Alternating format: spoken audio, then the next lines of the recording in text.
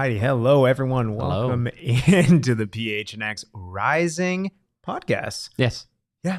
Yeah. It's a good time. Happy Thursday. Mhm. Appreciate those of you joining us. Again, we got a little NFL football, but here's the real footy. Here's the real footy here. Wrong football. I'm Max, joined by Owain, disgruntled, Emma behind the Mac, already getting astray, stat like a Reese, observing onward. How we doing, Owain? Yeah, it's Thursday. Would you like to elaborate any further? It's Thursday. Okay. Mm-hmm. All right. Well, and there's a game on Saturday. Nothing gets past you, my friend. No, it does not. No, it does not. Oh boy, it does not. Well, we have a good show for you. Right, Rising taking on. Say me in the chat. Damn it, one. Rising taking on FC Tulsa on Saturday. Mm-hmm. I think right, and we kind of put in the thumbnail. And there's multiple ways we can go with this, but let's start with this team. Yes. Right. 9 points. Yes. 8 days. Yes. We've said three this, matches. Max. Yes.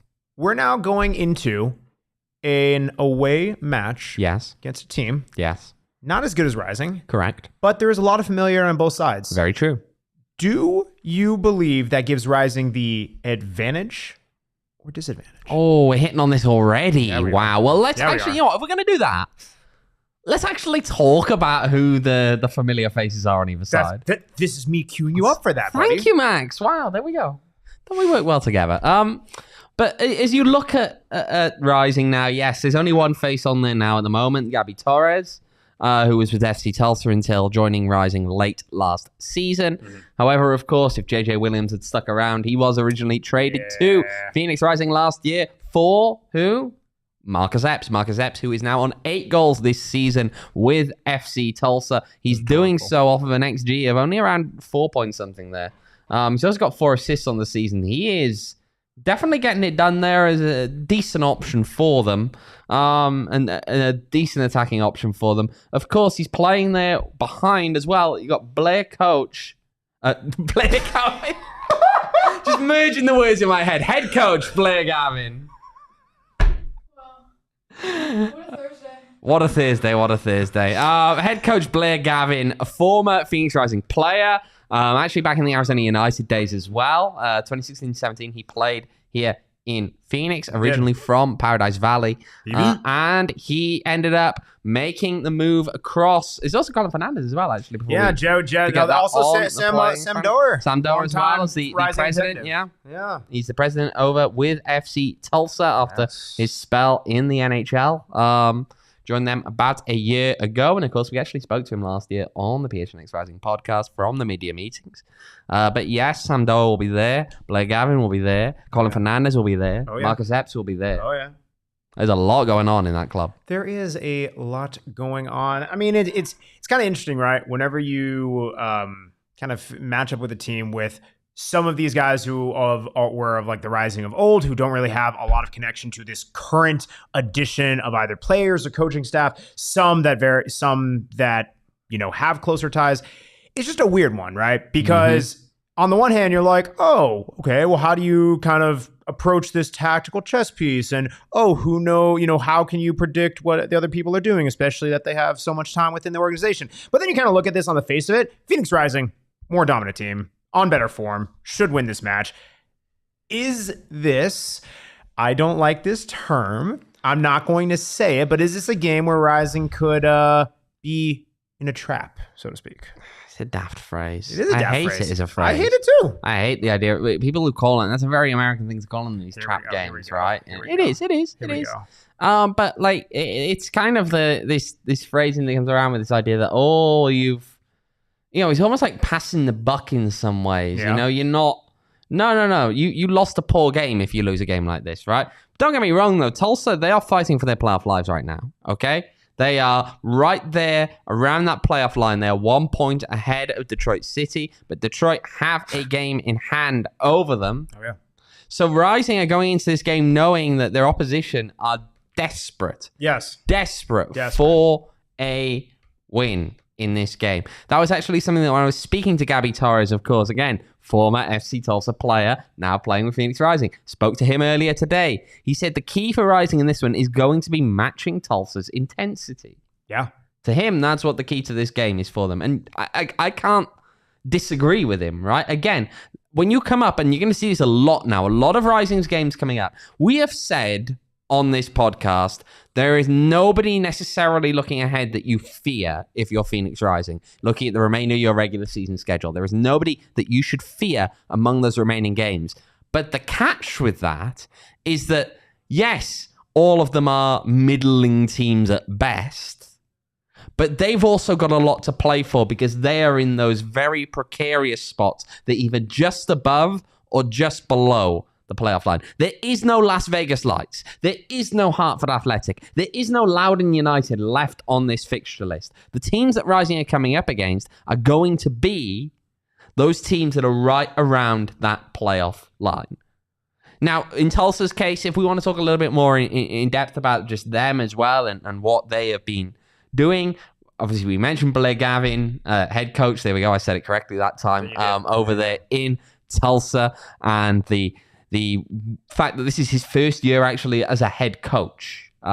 Previously, he'd been with Rising. He moved over to Columbus. He spent some time there as an assistant. He came in to Tulsa this season. Now, it's been an interesting one. Obviously, these are projects. They take time. We've seen that with Phoenix. We've seen that with Wangera. It takes time. Projects don't just get built overnight, and especially in a market like Tulsa, that team isn't necessarily the kind of, at least in its past, hasn't been the juggernaut that Rising has been in USL Championship. It can be harder to build that up as a project than it can be to try and get things in terms of getting stuff out of a team like Phoenix Rising. But it's been interesting to see what he's been building. Actually, I did get the chance to speak to Wangera about how he thinks Blair Gavin is doing over in Tulsa. I spoke to him earlier today about that. Let's have a listen. He's done a great job. It's not easy to come into this league. It's a very difficult league that keeps getting better year after year. Better players keep coming in. Better coaches keep coming in, with Blair being one of them. It's a guy that, his awareness, his tactical knowledge, the way how organized he is, you could see it. And he's brought a lot to the league. It's never easy, and on first years there's a lot of growing pains, and that's what I've seen. I've seen a team that sometimes does a lot of great things and good things, but also a new team that has to go through turbulent moments. But there's going to be a very, very difficult game in which, like you said, there's a lot of people on the other side that was part of this organization in the past, and we're going to have to be focused, because I can guarantee you that they're going to be ready to go. Yeah, I mean, I keep on going back to, right? And I mean, you mentioned it, that there's not going to be those Vegases. There's not going to be those Miamis necessarily. There's not going to be those Hartfords, those teams that are just down and out. And I know that even I get it. Juan's saying all the right things of, hey, it's going to be a tough match. You have to prepare for your opponent. It's just tough. And I can't get over the fact that Rising this season has lost games that they should have won convincingly after good stretches of results back to back, where on that follow-up match, the 9 points in 8 days, that last match at home against Las Vegas, that was their first one. That was Vegas's first win of the season. That stretch of, hey, what was it? A good handful of matches unbeaten. You finish off before Miami away, and then you're off for 2 weeks. You lose that one. I will say the one caveat to those previous matches is, even though Rising had a good string of good results, the performances were very kind of inconsistent. Whereas this time around, their performances has matched the results, and both are trending upwards. So that gives me confidence. I just would hate for all of the good results, I'm not going to say to throw away, but you just can't afford a loss like this against a team that you should be dominating. Yeah, but I'll say this, right? And Juan kind of alluded it to in that as well, right? When Blair left this club with the reputation of someone who really did know what he was doing tactically behind the scenes. So to me, is Tulsa a team you should be beating? Yes. And I don't really want to hear any excuses against the fact that Rising should be beating FC Tulsa. But you have to get this right, because if you don't get this right, Blair Gavin is going to come out with a plan that's going to cause problems for you. Yeah. You have to get this right. Yeah. So, yeah, I mean, from a lot of perspective, San Antonio found that out on the weekend. Yeah. San Antonio losing to Tulsa. That game played at an outground. It was played at the university. It wasn't played at the usual baseball field that they play at, which, I mean, it looks like a baseball field as you would expect it to. I will say, fair play to them. The grass is not as dead in the last game that they hosted. That's a very low bar. As it is looked in previous years. It has a little bit of a greenish tinge to it that it normally is that nice gold, kind of like their crest, you know? Greenish tinge to it. Yeah, it was green. It was green. Uh-huh. I mean, it was green. You were convincing me. It was green. The grass was green. As it should be. Yeah, well, we both know there were baseball stadiums in USL over the years. Yeah, we do. That grass has not been green. No, it ain't. Absolutely not. But I just... Yeah, it's an interesting one, though, from the way that they managed to do that against San Antonio. Because when you look at the numbers again, as usual, right, San Antonio have a lot of chances. They have a lot of high XG chances compared to FC Tulsa. But the thing there is that Tulsa walk away with the victory in that game. They do a reasonable job there of defending, frustrating San Antonio, stopping them from... And I mean, that's partly on San Antonio as well. They're in a bit of a funk themselves. They're kind of going through a weird moment themselves. So it's not as simple as just saying, well... Tulsa got it done. San Antonio also enabled them to get it done, I think, in that game. But still, that's the kind of result that gives you a lot of confidence. And I mean, I think, right, you're a team like FC Tulsa. You don't really care. I mean, you don't really care how you get the result. If you get a result, there is a difference. Points are points. And especially against a team like San Antonio, points are points. And that's exactly it, where I think these two teams are on different trajectories. FC Tulsa... Listen, they're going to take the points where they can get them. I think the way that they're structured, the way that their season has gone, they can't really afford to, let's put in a masterful performance if we don't get a result, whatever. Like, they will take it however they want. Phoenix Rising has rebuilt their identity from last season to say a result is not good enough if it is not a constructive way of playing, if it's not the way that our fans are going to enjoy. So there is a bit of a different approach here. I mean, you're even taking a look at... But I think some of that, though, has changed in recent weeks. I think we've seen a little bit more of Juan deciding that, yes, he's a performance-oriented coach and wants to see the performance be good. However, there's also an understanding that when you get to this stage in the season, results speak a lot more than performances. Performance building early in a season is important. Performance building early in a season sets you up for success later on. But when you're in the latter half of the season, it doesn't matter. You need the points. No, and I don't disagree, but even within that, I still think that they're accomplishing both, where they're playing a lot of eye-catching football and they're getting results. I think it's not wrong. What I'm more so getting at is a lot of the times you would see last season of, I wouldn't say ultimate pragmatism. That's not maybe the right word, but a lot of it's like, okay, even if this is a boring match, we win a 1-0, or even if we need a draw, we'll win in a low-scoring match. And if we're going to hoof it, we'll hoof it long, go a little bit more route one. That's what you saw last year, whereas this year, it is a lot more of fluid football, yes, they're going for the win, but that is how they're doing it, by playing forward-thinking football, by taking some more shots outside the box, by being a bit more direct where they need to. You saw the second goal, where Mo Traore plays an absolute dime to Arteaga. When it's on, it's on, and that's what I think we've seen in the transformation of this team throughout the season. You kind of contrast that a bit to Tulsa's goals against San Antonio. I mean, one coming off a mistake from Jordan Farr, but they were even working the half spaces within there. And then their second goal, really kind of working down that opposite flank. Listen, it's something where they like to work the half spaces. They like to kind of get in between the center backs. And especially right with the news that Darnell King going to be out for a handful of matches, it is going to make it interesting to see what that defensive alignment looks like, and if they're able to take advantage, Tulsa. Yeah, and that's actually a really critical one, and we should speak about that, of course. Darnell King will be missing probably a couple of games, is how Juan Guerra described it earlier today. He's been working with the medical staff all week, of course.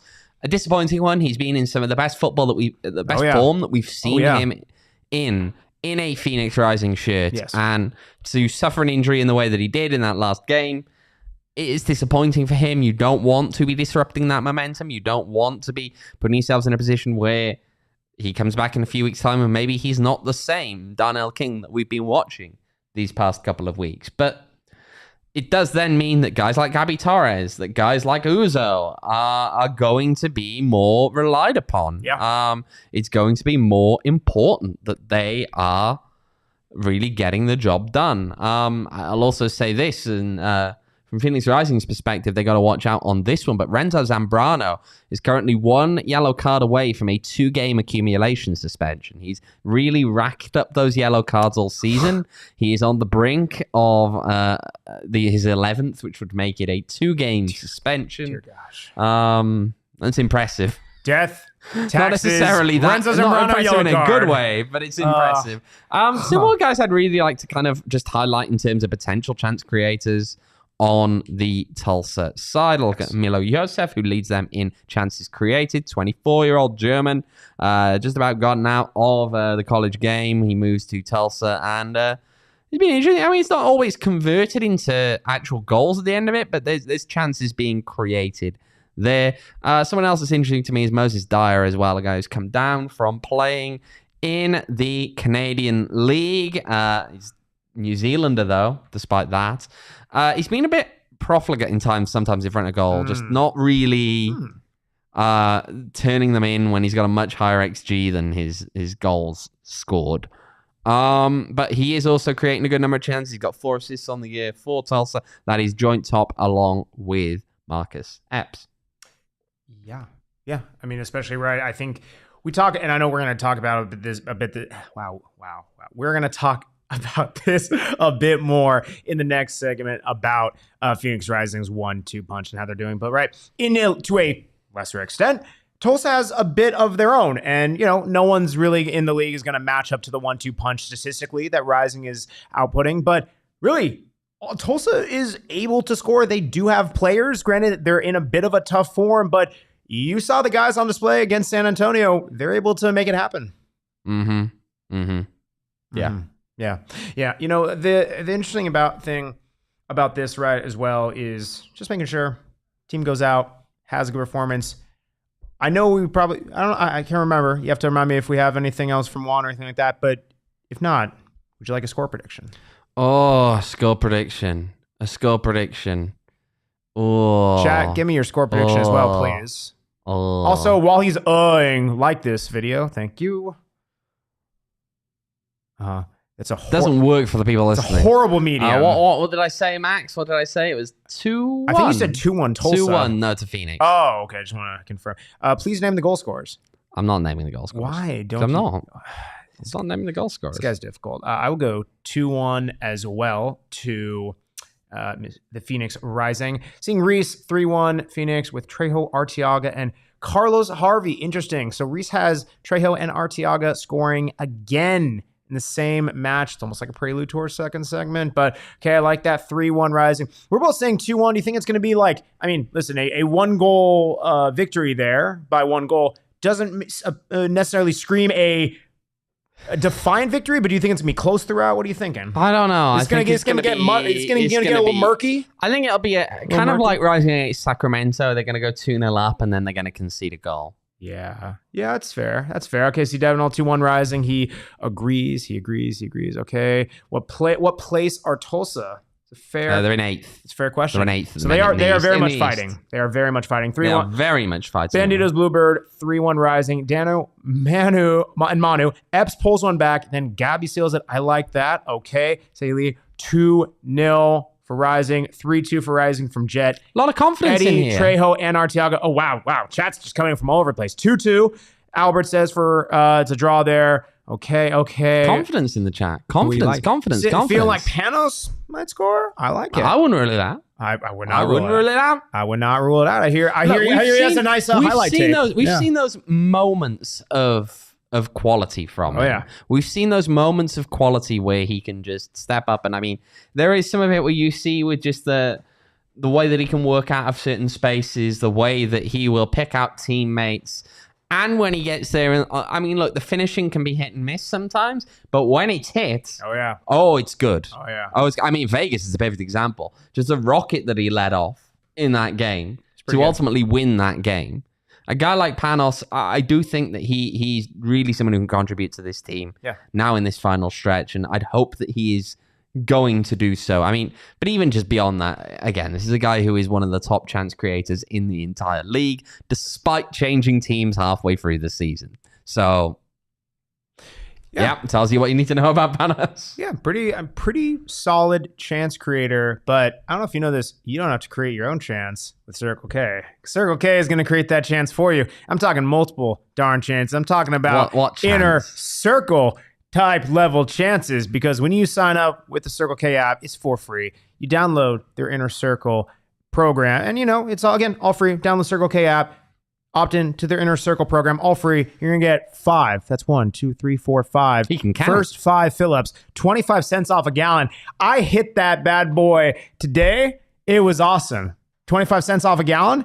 Freaking nothing. I was literally motoring in with my tank beyond empty. I almost had to push that thing. I don't think it was beyond empty, Max. You weren't there. Well, I don't think that's possible to exceed. Trust me. You see my Toyota Camry? That thing, it was beyond empty. But don't worry, it drank up. It got fueled up through Circle K. It was a thirsty boy, but no longer, because I filled it up. And I guess what? I was a thirsty boy too. I went inside, got a free Polar Pop. Good time. Also, part of the Inner Circle program, you get 5 free Polar Pops when you sign up. Car filled up, me filled up, feeling fantastic. Got some snacks while I'm there too. You guys already know.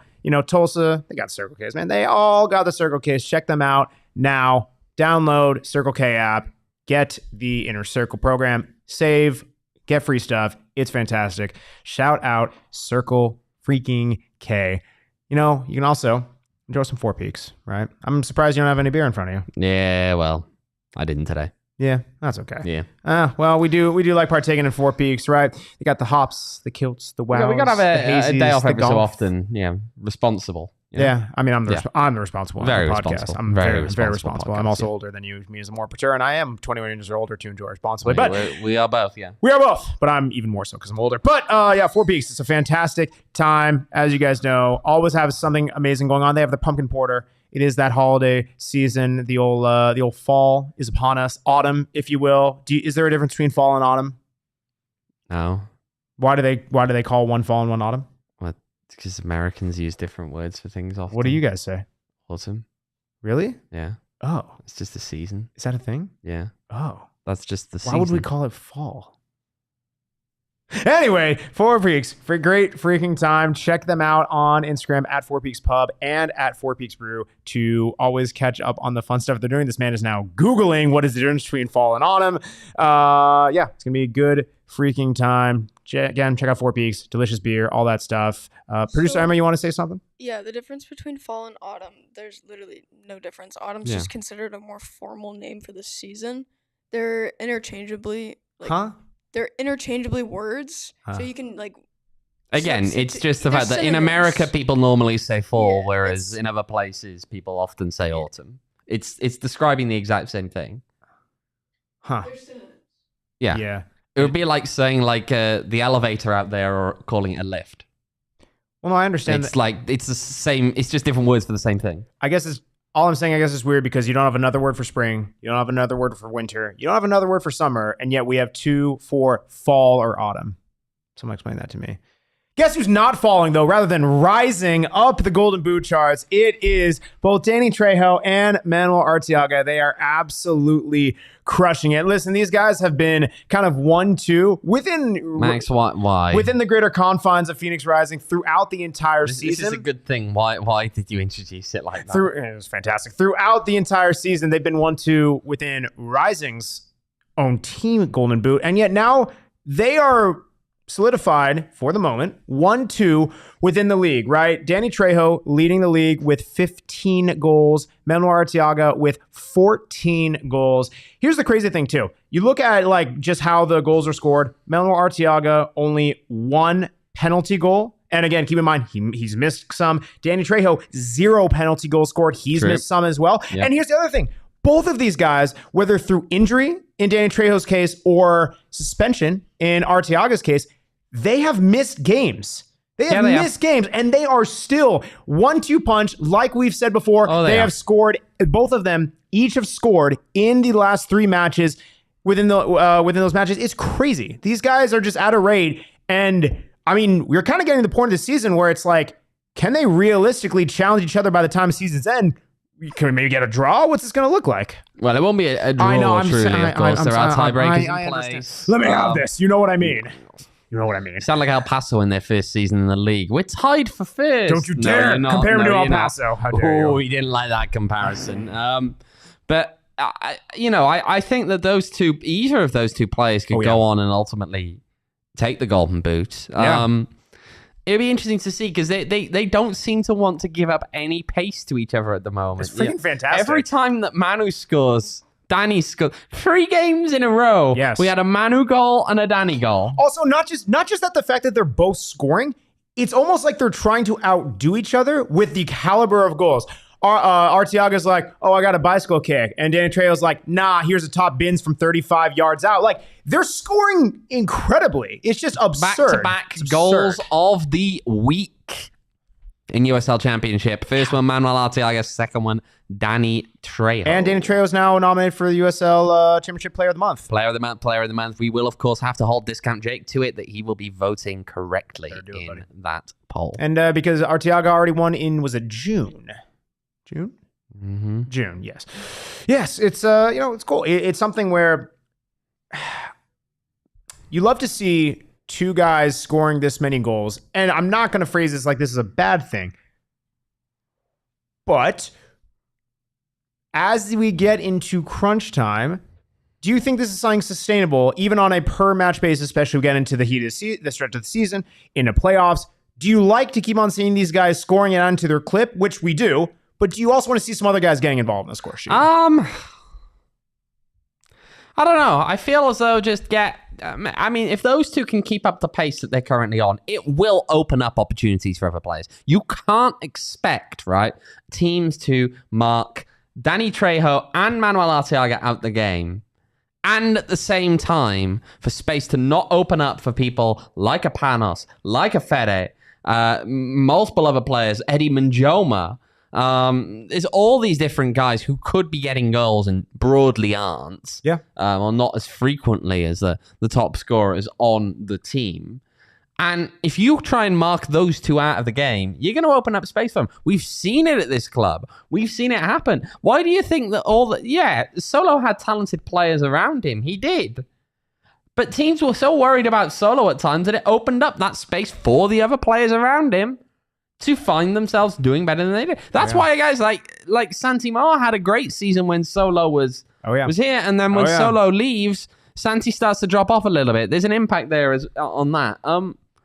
I think that, look, you need those two to still be just as threatening to defenses, because if they can do that, I don't see that as I don't see it as an either or in that circumstance. I think that by keeping scoring, they're going to help their teammates get more goals themselves. No, certainly. And it's not, by no means is it a bad thing that they're adding to their tally. Like, I completely agree. I think it definitely adds to it more.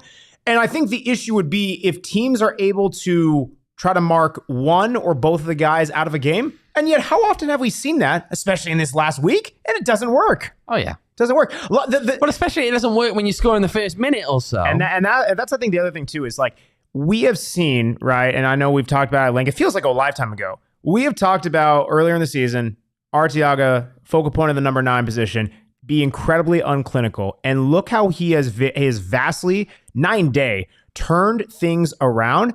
And Danny Trejo, to his credit, really throughout the entire season has been pretty darn clinical. These guys, they get their chances. And especially based on how Rising has been playing in their buildup, the fact that they have surrounded themselves with very talented wingbacks, that the guys like Panos and even, Fede Varela has caught on a bit in these last couple of matches. You mix in other guys as well in the rotation. They are going to get multiple chances in a match, yet they have shown they don't need a ton. They don't need a ton to make it happen. No, look, I'm just looking at this team as a whole right now. And again, if you can't shut those two down, I genuinely think this team is hitting form at the right time. Phoenix Rising is hitting form at the perfect time as you are getting ready for that run in now into the postseason. Okay, they've got another month and a little bit, just a little bit. It's final games on October 14th. It is Thursday, September 7th today. Yeah. Not long to go in the regular season, and then it's playoffs, right? And if this team can get a home playoff game first round, you're not going to want to come to Phoenix. And even just looking further down the line, I mean, I don't think they're any teams in this league that are not beatable if Rising play at their best on any given night. Yeah. And we've seen that. We saw that they beat Sacramento here, okay? After, they got absolutely smacked up in Sacramento. And they came back with a vengeance. They came back the next game and won that game in Monterey Bay. And then when they play Sacramento next time down here, they end up beating them there. San Antonio beat Rising once this season, drew in San Antonio, beat them here, but they beat Rising here because Rising played for 80 plus minutes with 10 men. And also even then, it took until the very end of that game for San Antonio to actually pull ahead. And even when Rising led for most of that. And even when Rising drew them in San Antonio, they scored first, and they were already down to a man for almost a half, right? Yeah, it's crazy, man. Like, I think that's the thing is, like, Rising, to their credit, in their last stretch, they've been winning, they've been getting good results, and when it hasn't come, we typically haven't seen, as we had earlier in the season, even towards the middle stretch of the season, a long stretch of either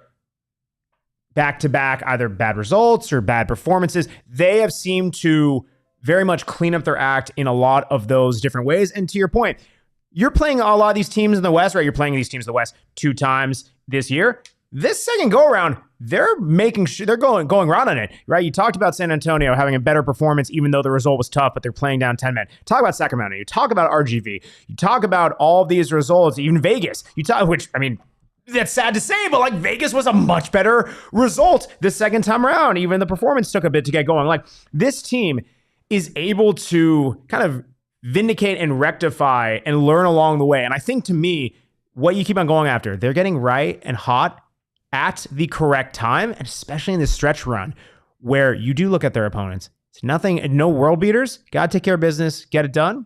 You're sitting pretty. Speaking of revenge, though, of course, that Orange County game you'd expect OC have got circled. I mean, they're in better form. New Mexico, of course, also losing to Phoenix in Albuquerque. So, yeah. It is in the Open Cup. That's fair. I know it's not the same thing. I get it. But hey, it's is what it is. It's listen, it's going to be intense. It's going to be fast. This is a setup for an ad, isn't it, Max? Bright. And you know what we need? You know what we need if it's going to be bright out? It's our friends, Shady Rays. Have you got your new Shady Rays in? I do. You do? He's got them after the issues he had there with a certain head coach who shall remain absolutely named. I don't listen again. Well, it's the head coach who was named most attractive coach in Phoenix, isn't it? He was, according to whatever the AI. I forget. It was some AI thing, but I mean, it's like, yeah, you ain't wrong, but no, it's like Shady Rays hold up pretty darn well against darn near anything. Listen, a lot. I don't know a lot of sunglasses. I don't know a lot of shades who are going to survive a Juan Guerra dap up and bear hug. It ain't going to happen. But here's the thing. Here's the beautiful thing about Shady Rays. They have that protection. They got that protection guaranteed where Juan Guerra daps you up. I'm not saying he broke my glasses. I'm not saying he didn't break my glasses. If that happens, they got you covered with their super duper protection program. That's definitely not what it's called, but that's what I call it. Their super duper protection program. You guys break your Shady Rays or anything like that, you send them in. They give you a free one back. No questions asked. If you don't love your Shady Rays, exchange them for a new pair. Return them free within 30 days. Just there's no risk. It's a beautiful thing. Exclusively for you guys, friends of the pod. Shady Rays giving out the best deal of the season. Why don't you guys go to shadyrays.com. That's shadyrays.com. Use code. What's the code? Is it PHNX? Of course. When you it's say there on the sounded script. hesitantly. How can you not read it? It's PHNX. I can see it. Use code PHNX for 50% off 2 pairs of polarized sunglasses. Get the shades. We're at 5 stars or better by over 250,000 people. That's a lot of people. That's a lot of freaking people. Yes, Evan, all Shady Rays are not wand-proof, but they're darn near proof at everything else. Gosh, Eddie back and drinking Kilt Lifter told the person at Circle K that Max sent me we can drink Kilt Lifter when you're at Valley Tap Room. Valley Tap Room. It's going to be a good time when you go there. You can drink Kilt Lifter. It's a good time. You can drink Kilt Lifter. You can, have a good time. Apparently, people buy you beers there. Guess who those people are? Yeah. It's me. I did buy beers. I buy beers. I don't know, Max is buying beers. No, I said I bought beers. Max is buying beers. I said I'm actually very surprised. We are, 35 minutes into the show, and this is the first time this has come on. Max is buying beers. I think you're kind of losing your touch, buddy. No, wait for the moment. That's the thing. There was no moment. I literally gave you the moment. That was the moment, yeah. I gave you the moment. Yeah, I know. And I was ready for it.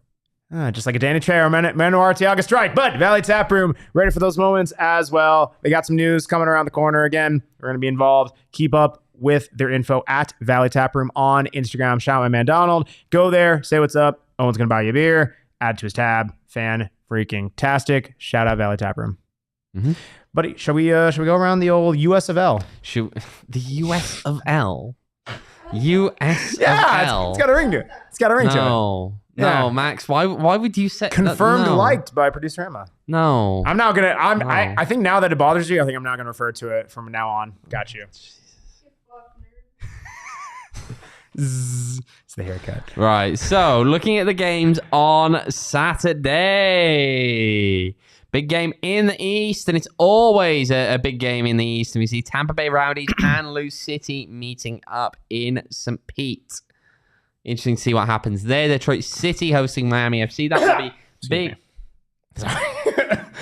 What on earth was that? I'm so sorry for those of you who are listening on audio. That was a tough one. Someone was not going to be expecting that. That comes out of nowhere. But as you look at some of those games as well, then yeah, in the East, the big one there, Detroit City. Can they make the most of whatever happens in Tulsa when Phoenix Rising taking on Tulsa?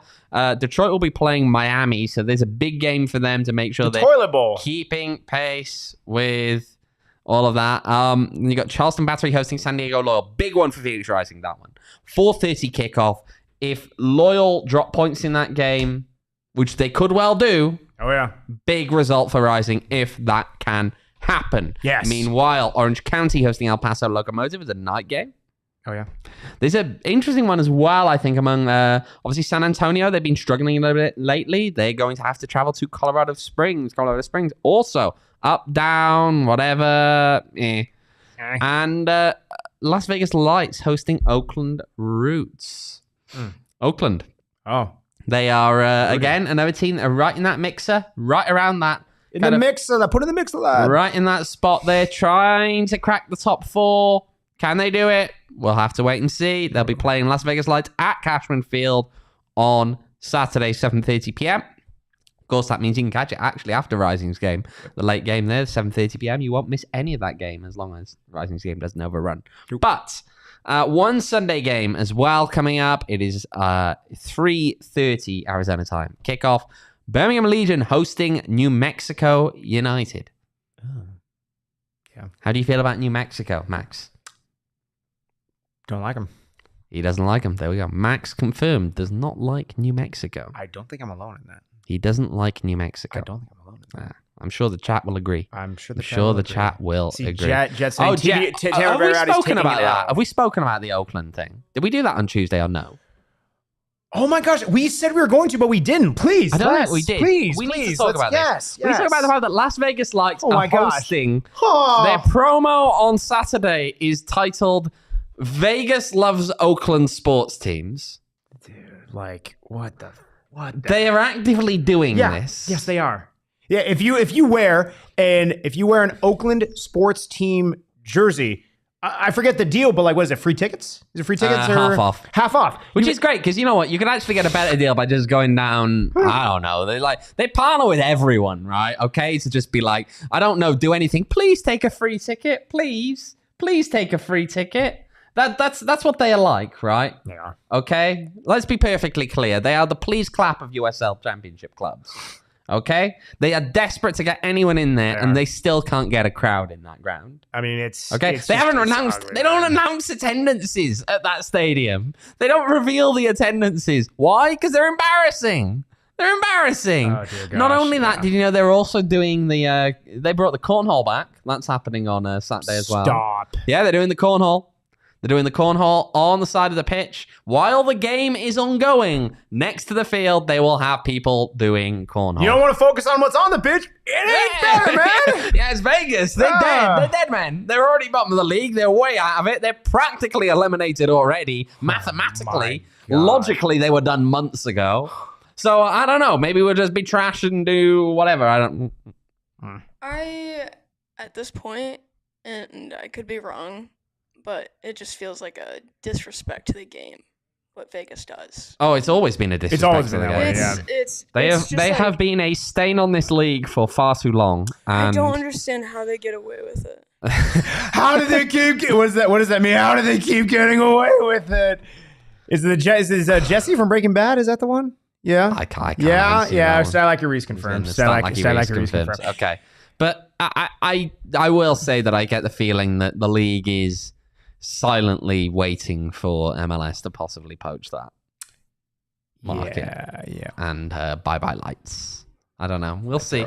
We'll see. Seeing Andrew pathetic promo. Period. Albert, how is Vegas still around with this? Look, we've spoken about this. There are things that are like daft, and you do whatever you want to do. Your dumb llama stuff, go with it. You want to do some of your other nonsense in the stadium. That's I don't hugely care. I'll talk about how stupid it is, but like, I mean, even taking it the next step up. Remember, do we have to kind of wind back to the fact that last season, when Rising first went up there, the in-game host they had, who of course barks random stuff over the game, because that's totally how football's meant to be consumed, was shouting misogynistic jibes at Arturo Rodriguez that were bad enough that Rising called the league in the first half of that game. That the guy in question was told to calm it down, and he still works there and still does that job. He was there when we went. He was there when we were there a couple of weeks ago. That club is... I did not think that this podcast would divulge into a ripping on Las Vegas lights, but it always does. It always does. Yeah. If in doubt, what are Vegas doing? That's fair. I will say this. It doesn't help a race completely, but if you're not taking some OGs, it's going to make it a heck of a lot more entertaining, and certainly more entertaining than the football being played at Cashman Field. We want to shout out our friends at OGs. First off, the minis are back. You guys don't want the full-on dosage of all that stuff, check out the minis. It is absolutely fantastic. You can get them in indica or sativa, the fruits or the creams, at your local dispensary. But here's the other fun thing is... OGs, I will give them credit because, A, love them as a partner. B, they're just good people to work with. And C, their social is very fun. They created Twitter accounts for the fruits and the creams. So they have the fruits _OGs and at the creams _OGs. And they're just feuding with each other on Twitter, being like, the fruits being like, oh, I'm better over here. And the cream's like, nah, man, you suck. I'm better over here. It's actually quite riveting, quite entertaining. This just happened. I am a nerd. I enjoy this stuff. So they're arguing on Twitter, like PHNX Rising and DMVR Rapids occasionally argue on Twitter. Yes. Well, although that's less of an argument and more so one beat who shall remain nameless, absolutely going after another, which has no chance of defending itself. Wow. This is a little bit more back and forth. Maybe they should try making the playoffs. OGs can help you make the playoffs games. Just based on the fantastic flavor and the great high that they give you. Check out our friends at OGs Brands, at OGs Brands, again, across all platforms, and online at ogsbrands.com to find them at a local dispensary near you. Yes, Edward OGs follows me. Fair. Very basically follow me. It's a good time. You'll even know. Staley, why is this even argument? Pink lemonade is the best. Yes, they sold through their pink lemonade, the summer edition. It's fantastic. They done, but you always got the other flavors to go to. Other thing that you guys can look forward to. Again, I know we kind of mentioned at the start of the show, there's another football going on, and this is the true football. But if you guys, you guys like the Cardinals, you guys like watching a lot of sports, you guys, like some money and all that stuff, check out what we are doing for our Cardinals away watch parties. Shout out our friends at BetMGM. We are going to be doing all Cardinals away watch parties at BetMGM Sportsbook. Again, all away games at BetMGM Sportsbook. We are going to be doing Cardinals home ticket giveaways. We're going to be doing raffles. We're going to be doing prizes. They got food and drink offers. It's a darn good time doing our live PHNX Cardinals pregame and postgame shows out there. Super fun time. Again, first one. When is it? It's this Sunday.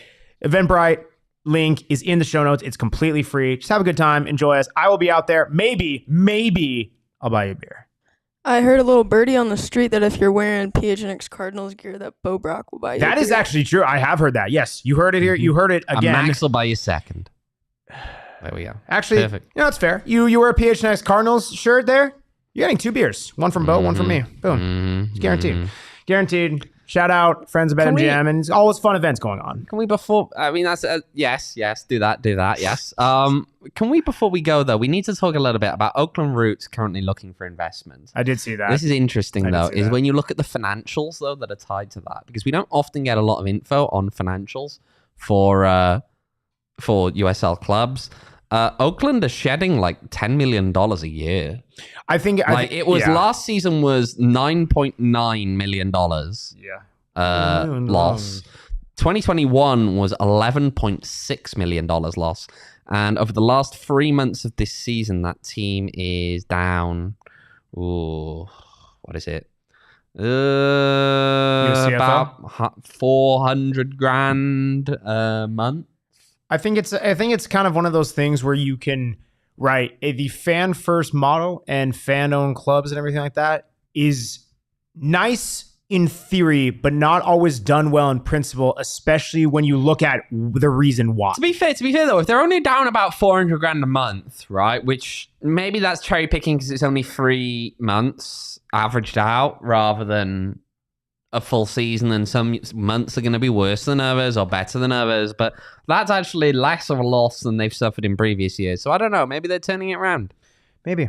But these clubs can be money pits, so yeah. That's very, very fair. Well, we've had a kind of went all over the place. Again, I did not know we'd be bashing on other clubs, but I wasn't bashing on Oakland Roots then. I'm just talking about the financials. There are other teams that are doing similarly. It's just that they're not as pretty much open with what their Oakland financials needs are. to get that stadium situation figured out first. That's a very fair point. Well, buddy, we kind of talked a lot. There is a match on Saturday. Anything you'd like to leave the people with? Big game. Yeah, big game. All right, short and sweet, just like the haircut. Sure. Appreciate everyone joining us here on the PHNX Rising podcast. You can follow us on Twitter, as you already know, at PHNX__Rasmus. Yes, W_. Double the fun. We're back to being fun. It's back to fun. Okay? Fun. They're winning games. Fun. I think Emma is like wincing right now. Anyway, you can follow me on Twitter, Max David Simpson. You can follow Owen on Twitter at OJEvans18. You can follow Emma on Twitter at Emma Ann Clark. You can follow Reese on Twitter at Reese11_. Yes. Okay. Yeah. He mistakenly. He didn't even know his own mistakenly Twitter handle put for a that while. he had 2 underscores. He was wrong. He's a kid. He's just a lad. It's gonna be a fun time. Catch us. Make sure you watch the pregame on Arizona's Family Sports. As you guys know, we're always doing pregames 30 minutes home and away before every kickoff. This is going to be a fun one because we've got a lot of insights from that season ticket member trip to Vegas. We want to show you, if you don't have a season ticket, we're here to show you what you are missing out on. We're here to show you the fun that you could be having on a bus that the club paid for to take fans up to Vegas. And it was a good time. You should watch that. And also, Owen's always getting the scoop from like Juan and, the players and all that stuff. I did some interviewing of my own. It might be some of the best interviews we've ever had. He interviewed a llama. Don't spoil it. The llama. Don't spoil it. He spoke to the llama. Don't tell the people. Well, you have to check it out. You got to listen to what the llama had to say. I mean, riveting answers. Really thrilling answers. Better than what this guy gives sometimes. Check it out on Arizona's Family Sports. Again, 30 minutes before kickoff on Saturday. Again, it's a beautiful game. We're more beautiful when Rising's winning. Let's freaking go. See you guys Saturday.